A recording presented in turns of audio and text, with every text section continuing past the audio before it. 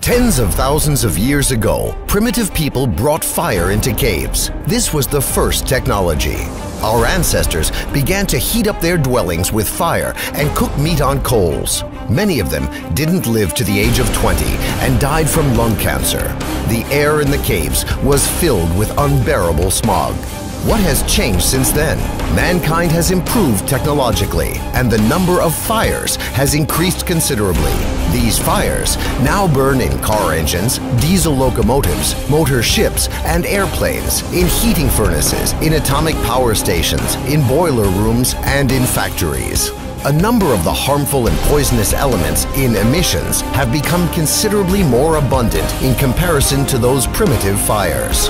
Thanks to surface and air transportation, we are breathing air, drinking water, and eating food products that contain a bit less than half of the components of the periodic table of elements: nitric oxide, carbon, sulfur, aldehyde, benzopyrene, soot, mercury, arsenic, lead, chlorine, polynuclear hydrocarbon, and radioactive isotopes. The list of these scary names can go on forever. It is precisely this atmospheric cocktail that we get whenever we go to the park to breathe the fresh air. The increasing number of motor vehicles has caused the concentration of these harmful substances to become lethal. There's also no point in forgetting about aviation. Each launch of a heavy rocket, as well as every flight of a multi-engined aircraft, creates a hole in the ozone layer that is comparable in size with the area of a European country. By the end of the century, transportation will have the capability of killing more than 150 million people in accidents and disasters and causing over 1.5 billion people to become invalids and cripples. How to avoid making this monstrous sacrifice? How to keep our planet green and not ash gray? Ride horses? Walk? Hey, Marty McFly, could you lend us, the planet's current inhabitants, 7 billion hoverboards from your past future? Indeed, effective transport has already been developed by the scientist Anatoly Yunitsky. This genius of an engineer invented the ideal transport in every sense of the word.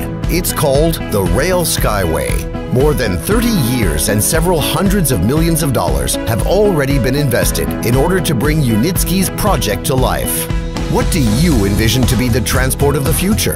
Just imagine a lightweight train or a sports car with steel wheels, which is situated on open-work elevated rails. Inside the rails, tensioned wires are stretched with the strength of hundreds of tons.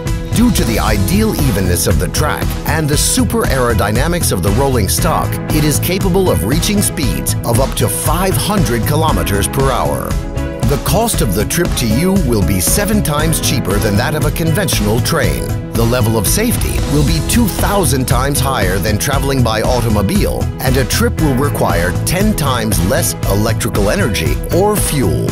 And that's not the whole story. The tensioned wire rails are mounted onto lightweight but exceptionally durable supports that make it possible to save the layer of fertile soil, which is currently located under highways and railways, from destruction, an area 4 times greater in size than the total territory of Great Britain. This soil will remain alive, it will breathe, and the green plants growing on it will produce sufficient oxygen for billions of people to breathe. In order to implement this form of transport all around the world, it must be compared with equivalent amounts that have already been spent, which today is approximately the same cost as 2 or 3 football players or 1 or 2 paintings by not even the most famous of impressionists. And it is possible to make this a reality with only public funding. This is precisely the type of transport that is needed by you and me, and only we can cause this project to become a reality.